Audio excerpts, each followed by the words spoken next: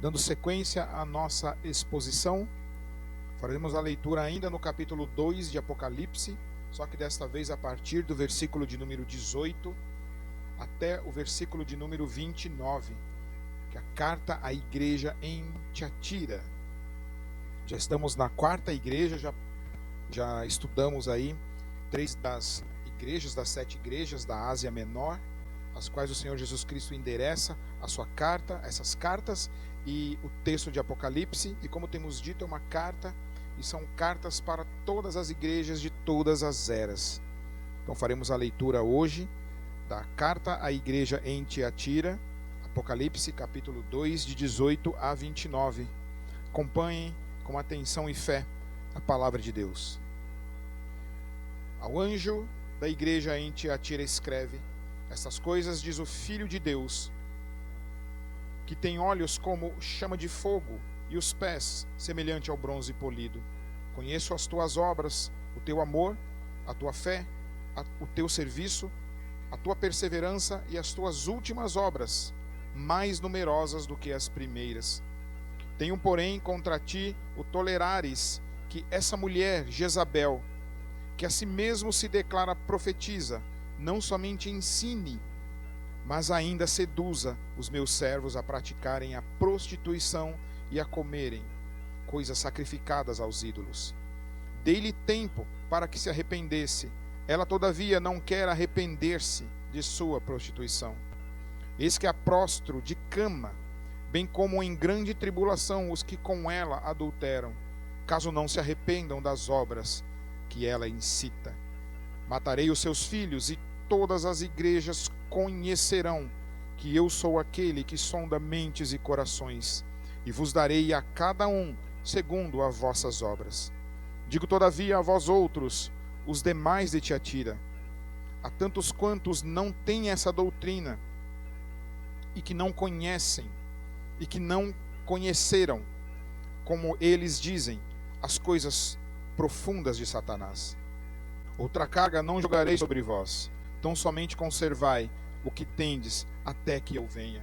Ao vencedor, que guardar até o fim as minhas obras, eu lhes darei autoridade sobre as nações, com cetro de ferro as regerá e as reduzirá a pedaços, como se fossem objetos de barro. Assim como também eu recebi de meu Pai, dar-lhe-ei ainda a estrela da manhã. Quem tem ouvidos ouça o que o Espírito diz às igrejas. A cidade de Tiatira, pertencente a esse grupo de igrejas da Ásia Menor, não era uma cidade tão significativa assim como as demais, nem como Éfeso, nem como Esmirna, tampouco quanto Pérgamo. Na verdade, Tiatira era como se fosse um distrito de Pérgamo. Pérgamo seria a capital e Tiatira seria uma espécie de distrito. Mas de modo nenhum ela deixa de ser importante. Ela era um corredor comercial. Havia muita circulação, grande circulação de mercadorias. Nessa cidade, por exemplo, tinham os artesãos, comerciantes de púrpura, comerciantes de tecido e tantos outros tipos de comércio e tipos de negócios daquela cidade. Disse púrpura, porque a gente se lembra e nos remete a Lídia, aquela mulher a qual Paulo pregou a mensagem de Deus e ela se converteu, e ela era uma dessas representantes comerciais da cidade de Tiatira. Tiatira não era uma cidade que tinha uma adoração expressiva assim ao imperador, não tinham grandes templos de adoração, mas o seu foco e o problema, na verdade, dessa cidade girava justamente em torno do seu comércio, da sua indústria, de todas as categorias comerciais e de atividades que aquela cidade tinha. Então, cada comércio, cada atividade econômica daquela cidade tinha uma espécie de sindicato, uma espécie de grêmio, por assim dizer, ao qual as empresas que negociavam e mesmo os artesãos, todo tipo de movimentação, era como se fosse uma associação comercial. Eles deveriam se associar a essas agremiações ou sindicatos. Acontece que esses sindicatos, cada um deles tinha uma espécie de patrono, uma espécie de de divindade, uma espécie de Deus ao qual aquela espécie de atividade era dedicada. Então, era muito difícil um cristão viver e comercializar naquela época. Era muito difícil ser cristão na época em que essa carta foi escrita. Então, este é o apanhado geral da cidade. Não há tantas coisas assim a que se dizer de Tiatira, a não ser esse foco comercial, e que cada uma de suas atividades econômicas havia lá uma divindade a qual era oferecida aquela atividade, e que para comercializar naquela cidade, para se dar bem nos negócios, você deveria se associar a essas sociedades comerciais, sendo que cada uma delas tinha uma divindade ao qual era dedicada aquela atividade. Jesus Cristo, como em todas as cartas que nós temos visto, ele se identifica como o remetente da carta. E ele diz a esta igreja, essas coisas diz o Filho de Deus, que tem olhos como chama de fogo e os pés semelhantes ao bronze polido. Em todas elas, se nós observarmos, Jesus Cristo, ele fala de atributos dele. Mas se reunirmos todos esses atributos, nós vamos ver que são atributos de Deus. Por exemplo, o Senhor Jesus, ele tem uma onisciência, ele conhece tudo sobre as suas igrejas. Ele é onipresente, porque ele é aquele que anda no meio dos 7 candeeiros de ouro, ele anda e passeia no meio das igrejas. E ele também é onipotente, porque ele tem poder para julgar todas essas igrejas.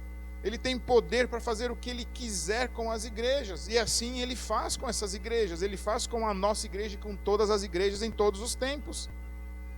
E aqui nessa carta, Jesus ele fala de um determinado problema que estava acontecendo naquela igreja, que nós iremos tratar. Mas uma coisa que, lendo esta carta, e ela é muito significativa para mim, todas as outras são, mas essa principalmente falou muito comigo. E aí, olhando todas as cartas, como nós vamos ver, mas vendo principalmente aquilo que a gente já viu, nós vemos que os principais problemas das igrejas não são necessariamente os problemas externos a ela. Não é a obrigação à adoração ao rei, não são falsos profetas que tentam adentrar a igreja, mas são problemas internos da igreja. São problemas intestinais, são problemas gerados no seio da própria igreja. Porque aquilo que quer destruir a igreja, que vem de fora, a igreja cria como se fosse uma redoma, e que todas as armas que se tentam ferir a igreja, machucar a igreja, sejam doutrinas ou o que for, a igreja consegue se proteger. Mas o grande problema são as questões que acontecem dentro da igreja, como por exemplo foi em Pérgamo, a doutrina de Balaão, a doutrina dos nicolaítas, essa que a igreja de Éfeso conseguiu combater. Mas é algo repetido nas igrejas, questões que acontecem dentro da própria igreja, que muitas vezes não se conseguem enxergar de imediato. E o Senhor Jesus Cristo alerta as igrejas. Ele fala dessa igreja de Tiatira e elogia demais essa igreja. Ele diz assim no versículo 19: conheço as tuas obras, o teu amor, a tua fé, o teu serviço, a tua perseverança, as tuas obras, que são mais numerosas do que as primeiras. E quando eu li estas falas de Jesus para essa igreja, eu pensei comigo: que igreja é essa? Quem é que não quer participar de uma igreja assim? Quem é que não quer participar de um corpo que se manifesta dessa forma? Jesus elogia as suas obras, uma igreja operosa, uma igreja atuante. Jesus elogia o seu amor, e aqui amor não é um beijinho no rosto, não é um cumprimentar, um aperto de mão, não é somente um abraço e tapa nas costas, não é somente dizer olha como eu gosto de você, ou dizer como eu te amo, mas não ter atitudes. Ao contrário, era uma igreja que tinha atitudes de amor. Era um amor do próprio Deus que fluía através desses irmãos, impulsionavam a amar uns aos outros. Era um amor sacrificial, era um amor que tinha um preço, um alto preço, não era qualquer amor. Do tipo, eu gosto de você, olha como eu te considero, como eu queria te encontrar de novo domingo que vem. Era um amor que ardia, um amor que fluía pelos poros deles. Era o amor ágape, como nós sabemos o que é esse amor de Deus, esse amor sacrificial. E esses irmãos tinham esse amor uns pelos outros. O Senhor Jesus Cristo elogia. Jesus Cristo elogia também a fé dele. E essa fé a qual Jesus elogia não era a fé em Cristo Jesus, porque eles tinham a fé em Jesus. Não é a fé que fazia com que eles acreditassem em milagres, para que eles pudessem ultrapassar e transpor todo e qualquer tipo de obstáculo. Mas era uma fé relacionada à doutrina, uma fé relacionada à fé que os apóstolos deixaram para eles.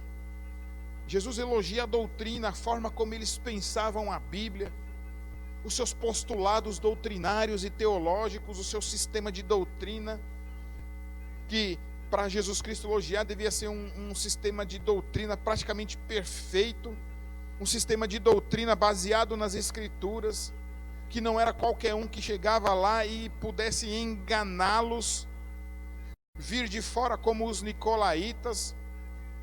Mas o Senhor Jesus Cristo elogia a sua teologia, a sua doutrina, a sua forma de pensar. Jesus Cristo também elogia o seu serviço, um serviço prestado uns para com os outros, mas também um serviço espiritual. É possível que o seu culto fosse um culto cheio de significados espirituais que abençoassem a todos. Um culto vibrante de adoração ao Senhor, um serviço a Deus, mas também um serviço de diaconia ao qual essa palavra se refere. As pessoas não passavam necessidade nessa igreja, todas eram atendidas. O Senhor elogia também a sua perseverança em meio a provas, em meio a tribulações, em meio a um martírio, em meio às dificuldades impostas por essas juntas comerciais, essas associações. Jesus olha para aquela igreja e não vê somente as obras as quais eles fizeram, mas diz que as últimas obras suas ainda eram maiores do que as primeiras. Veja que ele recebe um elogio grande do Senhor. Éfeso foi criticada porque abandonou o seu primeiro amor, e essa igreja mantinha uma constância no seu amor. A sua doutrina continua sendo uma doutrina bíblica. O seu serviço, uma igreja que enche os olhos de qualquer um. Penso que qualquer pastor gostaria de pastorear uma igreja como essa. Mas veja que Jesus, ainda assim, com tudo isso, tem uma crítica a esta igreja. É uma igreja operosa, uma igreja vibrante, amorosa, cheia de cuidados mútuos.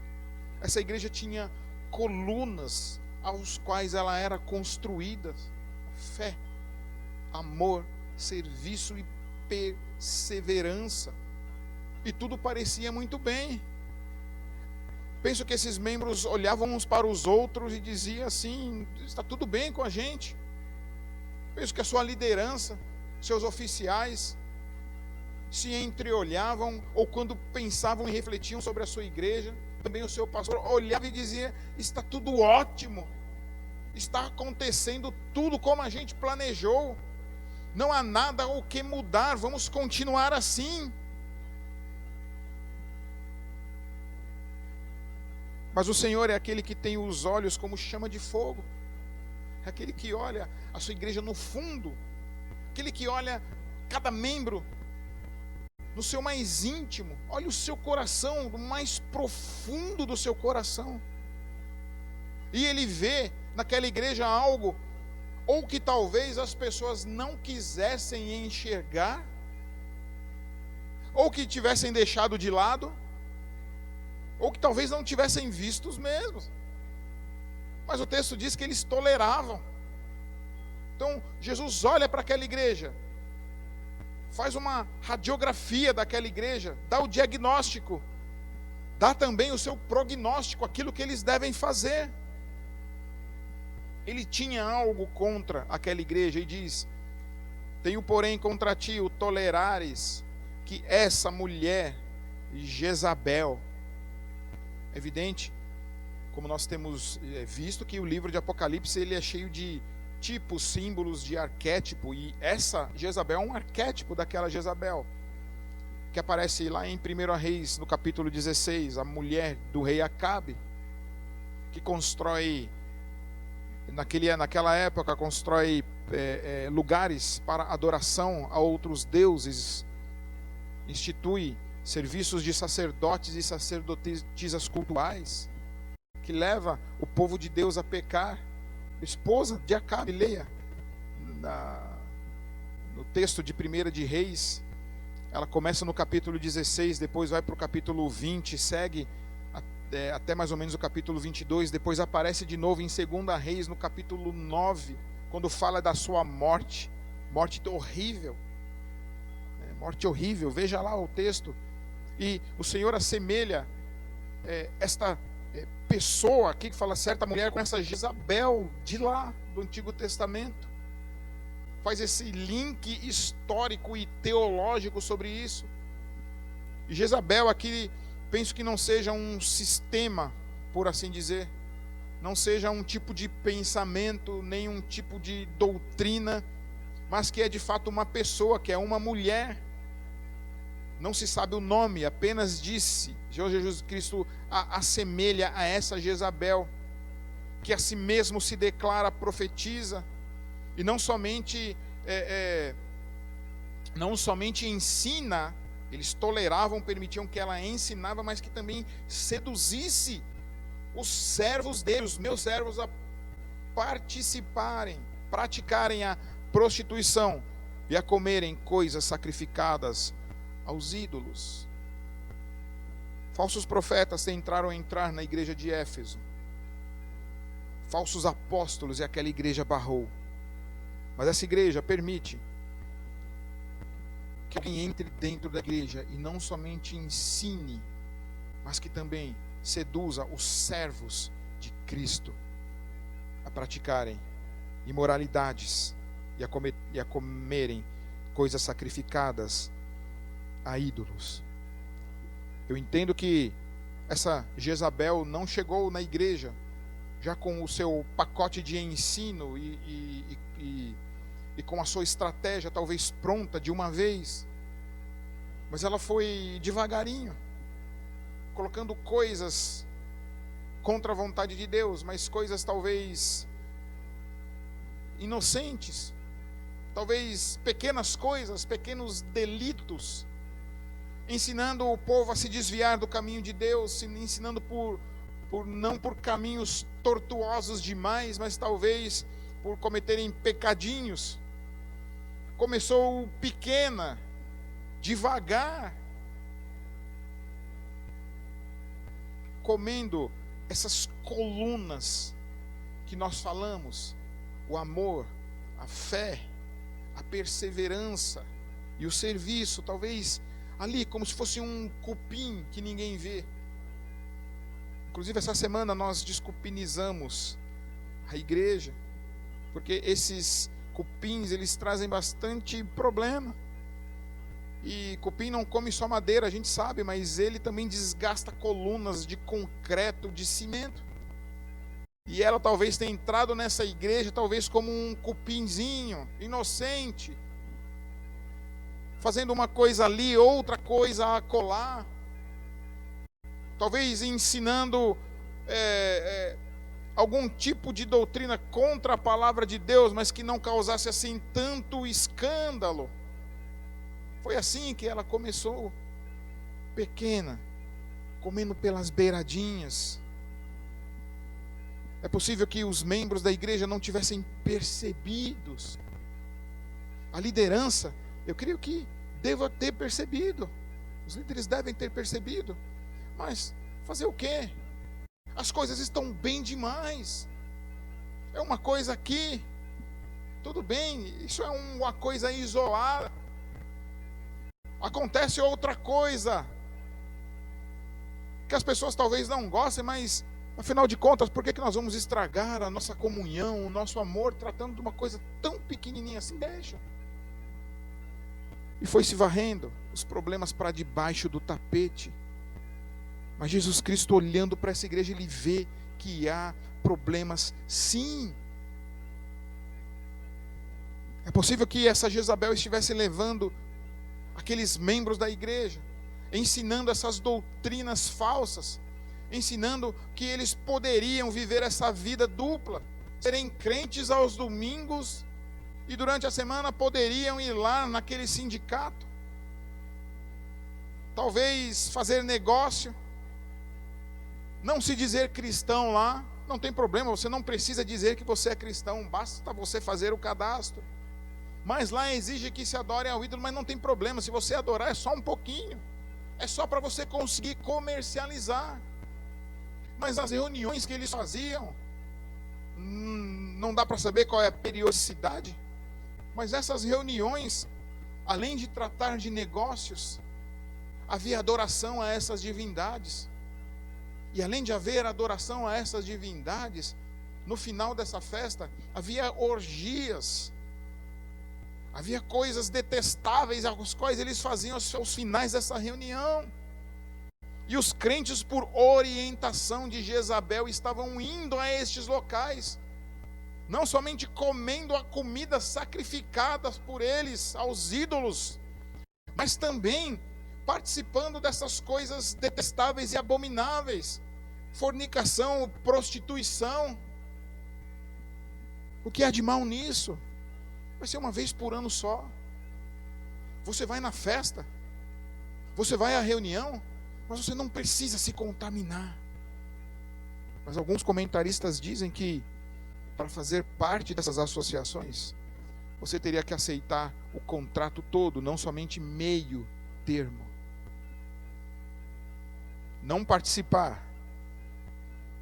de outros atos aos quais eram obrigados, haveria sanções para eles também. Eles não só se associavam, mas como deviam comer a carne sacrificada a cada divindade daquelas, como também participar das orgias que também eram dedicadas a essas divindades. Essa Jezabel entra no meio da igreja, aos olhos de todos, mas era tolerada. Eu creio que é porque estava tudo bem mesmo na igreja. Está tudo tão bem, tudo correndo tão certinho, tudo tão maravilhoso, tudo tão perfeito. Por que a gente vai se indispor com isso? Por que vai expulsar Jezabel? Vai que ela leve todos os seus seguidores embora. Poderia cair o dízimo da igreja, os comerciantes iriam embora. Mas Jesus Cristo diz uma coisa, que ela estava corrompendo os seus servos. Essa mulher que fazia parte da membresia estava corrompendo a todos. E que atitudes seriam essas de Jezabel que a gente pode elencar aqui? Essas coisas pequenas demais, tudo indo tão bem. Eu penso que ela agia como um cupim mesmo, que se infiltra em lugares onde ninguém vê. É como Jesus Cristo disse, talvez um pequeno fermento, um pequeno ensinamento, pequena atitude diante do povo de Deus e que todo mundo começa a achar normal. Talvez fosse um professor de escola dominical que ensina alguma coisa fora da Bíblia. Isso acontece, mas ninguém fala nada. Talvez fosse o pastor, que também, influenciado, pudesse ensinar também. Será que isso não acontece nas igrejas também? Pastores que não pregam a palavra de Deus, não pregam o evangelho, pregam só meia verdade. fala somente aquilo que é bom aos ouvidos da igreja. Isso também é um princípio de Jezabel. Talvez presbíteros que viram tudo aquilo, ou veem as coisas na igreja e não tomam atitudes. Talvez oficiais diáconos, que não servem como deveriam servir ao Senhor. Talvez jovens com um comportamento que não condiz a um servo de Deus, a um filho de Deus. Que talvez com as suas atitudes incentivem outros, influenciem outros a serem iguais a ele. E talvez a sua atitude não seja tão bíblica assim. Como isso tem acontecido? E a gente às vezes acha comum algumas coisas. Talvez que casais de namorados durmam como casados. E eu já falei isso na semana passada também, citei algumas coisas, dei alguns exemplos. E veja que Jesus de novo fala disso naquela igreja. E fala isso para a gente também. Nós temos que estar alertas, com ouvidos atentos ao que acontece. Como radar e vendo se o que acontece na nossa igreja, mesmo estando tudo acontecendo nos conformes, mas ver se está tudo certo mesmo com relação ao ensino da palavra. E se há algum desvio, nós não podemos deixar, porque é capaz de que toda a estrutura se corrompa. E Jesus Cristo diz que se isso acontecer, Ele vem julgar a sua igreja.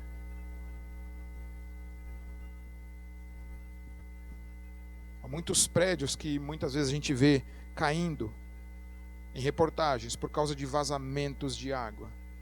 E que ninguém viu porque não aparecia, mas foram gota a gota comprometendo a estrutura do edifício. E de repente, vem tudo a ruir. Isso não pode acontecer com a igreja de Cristo. Estava tudo certo, tudo correndo bem. Tudo correndo bem. Mas Jesus Cristo é aquele que sonda e conhece a sua igreja e vê que não estava tão bem assim. Acidentes de carro muitas vezes acontecem. E eu já bati o carro, por assim dizer, por isso tão tranquilo. Olhar para a rua e não ver nenhum outro carro passando. Está numa rodovia e de repente está tudo certo. E a gente às vezes descuida de pontos cegos que a gente não consegue enxergar. E aí é que acontecem acidentes, acontecem batidas. Acontecem. Temos que estar atentos, estar alertas, reconhecer estes fermentos, essas coisas que vêm querer corroer e corromper a igreja de Jesus Cristo. Todos viram, mas ninguém fez nada, absolutamente nada. E é por isso que o Senhor Jesus Cristo diz: se vocês não fizeram nada, eu pessoalmente vou fazer, eu pessoalmente farei. É o que Jesus Cristo diz.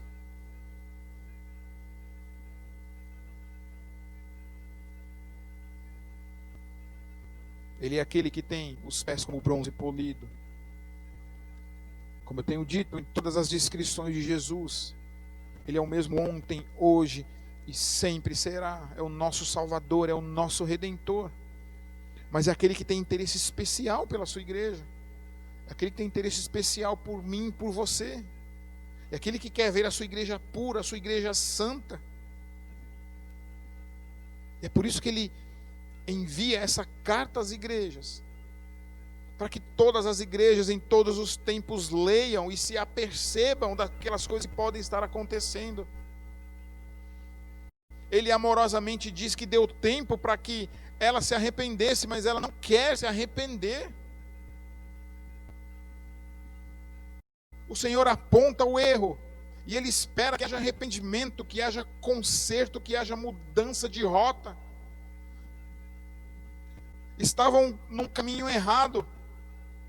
Ela estava num caminho errado, mas não voltou do seu caminho mesmo com advertências do próprio Cristo. Ela continua fazendo aquilo, E ainda também os seus seguidores continuam fazendo isso. Porque o texto continua dizendo que deu-lhe tempo e que irá lhe prostrar sobre uma cama. Mas não vai ser uma cama de prazeres, uma cama de prostituição, vai ser numa cama de enfermidade, um leito de enfermidade. Ela e tantos quantos se prostituíam com ela. Ele diz também que matarei os seus filhos, sabe para quê? Porque todas as igrejas conheçam que eu sou aquele que sonda mentes e corações.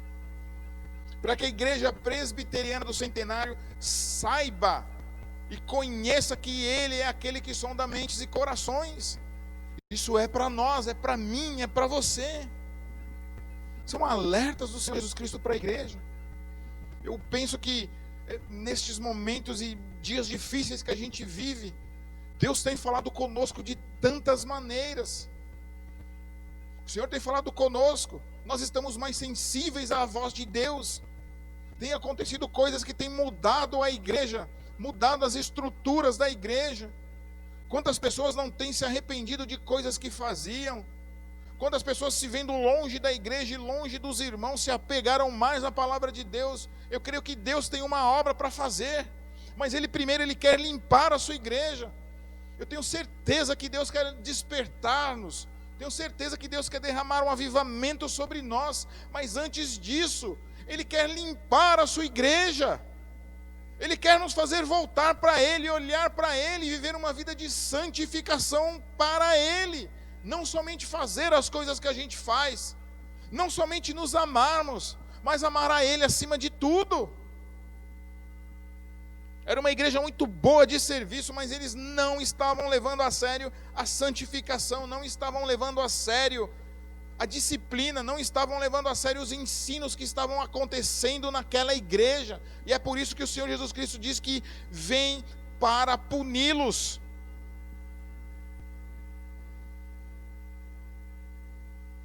Ele é aquele que sonda mentes e corações.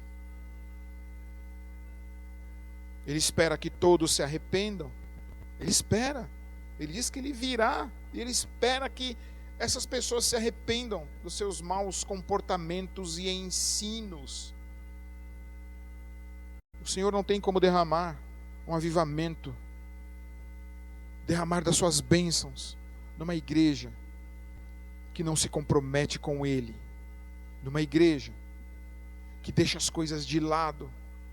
O Senhor só vai fazer isso quando a igreja presbiteriana do Centenário, quando a igreja do Brasil, a igreja presbiteriana do Brasil, quando a igreja evangélica se perceber desses ensinos de Jesus Cristo e levar a sério aquilo que Ele fala, aí sim nós vamos ver chuvas de bênçãos caindo sobre nós. Aí sim nós vamos ver pecadores se arrependendo.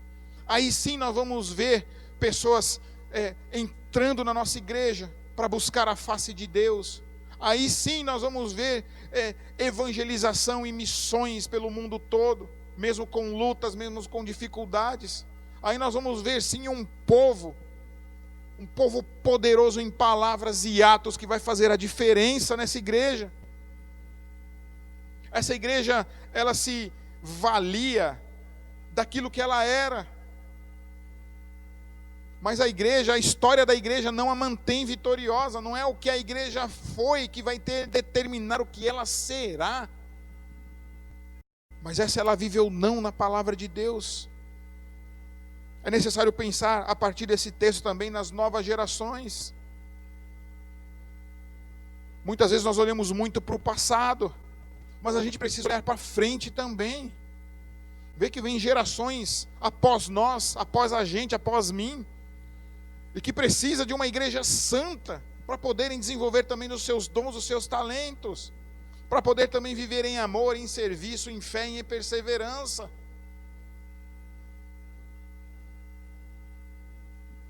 E a Jezabel, nessa igreja, quem não queria participar dessa igreja? Essa Jezabel estava aqui, como diz na gíria, deitando e rolando, e ninguém fazia nada.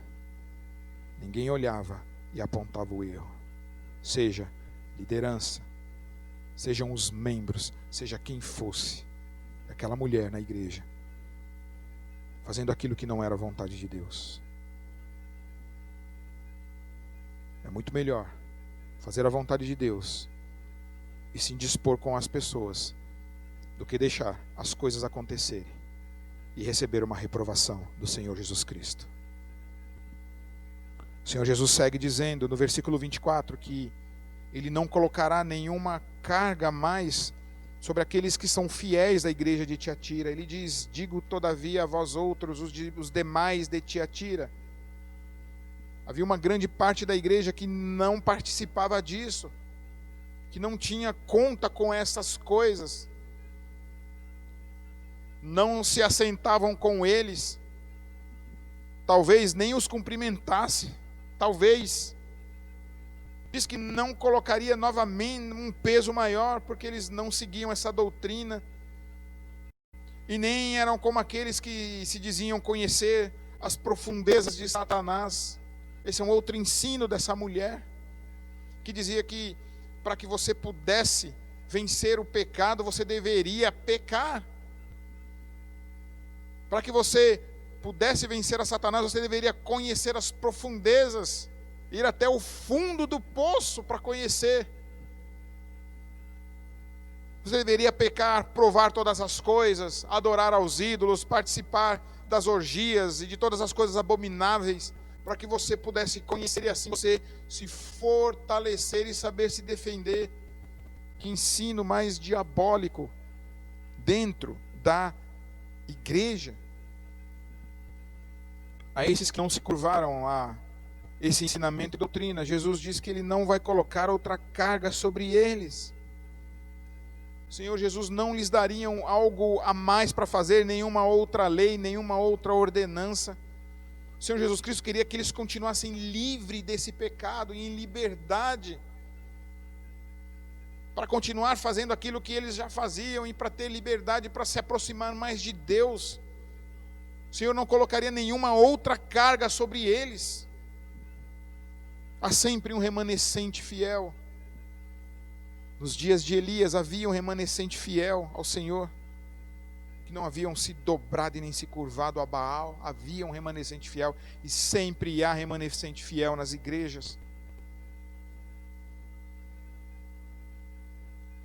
Vejam que os problemas, a maioria deles, meus irmãos, são problemas internos na igreja, que precisam ser tratados.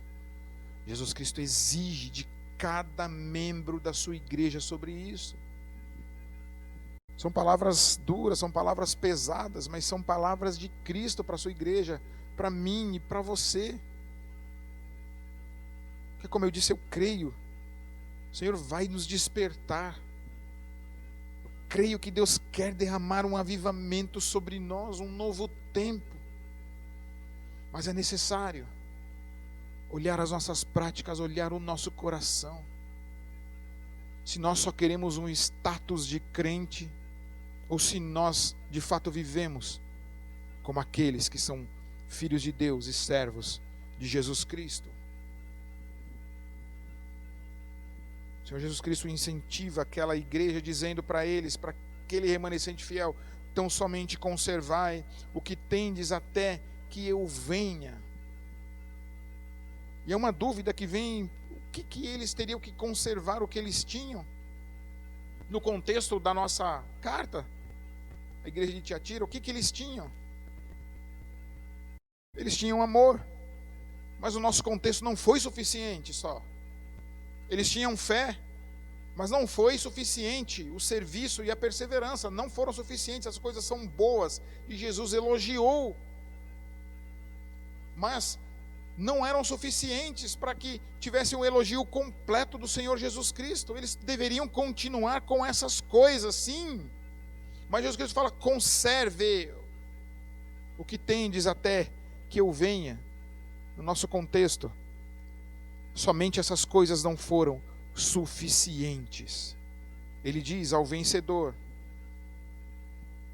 que guardar até o fim as minhas obras, eu lhes darei autoridade sobre as nações, e com cetro de ferro as regerá e as reduzirá a pedaços como se fossem objetos de barro, assim como também eu recebi de meu Pai, dar-lhes-ei ainda a estrela da manhã. Eu penso que diante deste contexto, e principalmente diante deste final, aquilo que eles deveriam conservar era o próprio Cristo, era aquilo que eles tinham de mais precioso. Eles deveriam continuar caminhando com o Senhor, eles deveriam continuar se agradando do Senhor, amar aquilo que o Senhor amava, odiar aquilo que Cristo odiava, curtir aquilo que Cristo curtia, andar nos caminhos do Senhor, comer a comida que Cristo dava, beber a bebida que o Senhor Jesus Cristo lhes dava. Eles precisavam ter a consciência de que o que eles tinham era mais precioso do que qualquer coisa, porque eles tinham a estrela da manhã, o próprio Jesus. Porque não adianta todas essas coisas que eles tinham, sem uma vida santa, sem uma vida aos pés de Jesus Cristo. Conserva o que vocês têm, conserva Jesus Cristo, conserva o ensino que receberam de Jesus Cristo. Vocês têm a maior preciosidade de todas. Vivam nele, por ele e para ele. Nós estamos unidos a Cristo Jesus, de uma forma que ninguém pode nos separar do amor de Cristo, e por isso que nós temos que viver segundo Cristo quer que nós vivamos. O texto segue e premia o vencedor, dizendo que eles julgariam as nações, e julgar as nações é coisa para os santos, aqueles que estão em Cristo. Veja o que o apóstolo Paulo diz em 1 Coríntios, capítulo 6, versículo 2: não sabeis vós que os santos julgarão o mundo? Aqui fala também sobre o reino do ungido, como é dito lá no Salmo de número 2.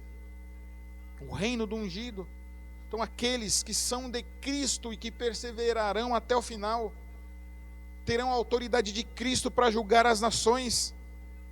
Participarão do reino do ungido, o reino do Messias, o reino de Cristo, como já temos participado, mas de uma forma mais plena, quando o Senhor se manifestar de novo. É o que o texto diz. O Senhor Jesus Cristo quer que a sua noiva seja santa, que esteja ataviada para o seu noivo. Para isso nós precisamos estar atentos, continuar fazendo as nossas obras e boas obras diante do Senhor, mas jamais nos esquecermos de para quem nós fazemos e quem nós somos e para onde nós vamos e para onde a sua igreja vai. Quem tem ouvidos ouça o que o Espírito diz às igrejas. Quem tem ouvidos ouça o que o Espírito diz à igreja presbiteriana do Centenário. Se o Senhor escrevesse uma carta para a nossa igreja, qual seria o teor desta carta? Haveriam só elogios? Haveriam elogios e críticas, só críticas? Portanto, ouçamos o que o Espírito diz às suas igrejas. Vamos orar? Senhor Jesus Cristo, nós colocamos a nossa vida diante do Senhor, a nossa igreja, tudo aquilo que nós somos, ó Pai, colocamos o nosso coração, os nossos pensamentos, e pedimos, ó Senhor Jesus Cristo, Tu que é aquele que tem os olhos como chamas de fogo,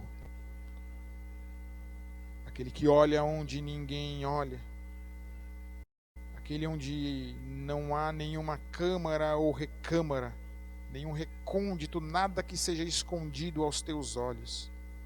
Sonda o nosso coração. E por Tua bondade, ó Senhor, por Tua bondade, dá-nos arrependimento de nossas más obras, Senhor. Em nome de Jesus, ó Pai. Que possamos viver uma vida de santidade, de santificação diante do Senhor, ó Pai. E que o ensino na Tua igreja e aqui na Tua casa sejam sempre ensinamentos santos, ó Pai. Sempre ensinamentos, ó Pai, que nos levem, ó Senhor Deus, à santidade e a nos prostrar e adorar a um único e verdadeiro Deus, que é o Deus e Pai de nosso Senhor Jesus Cristo.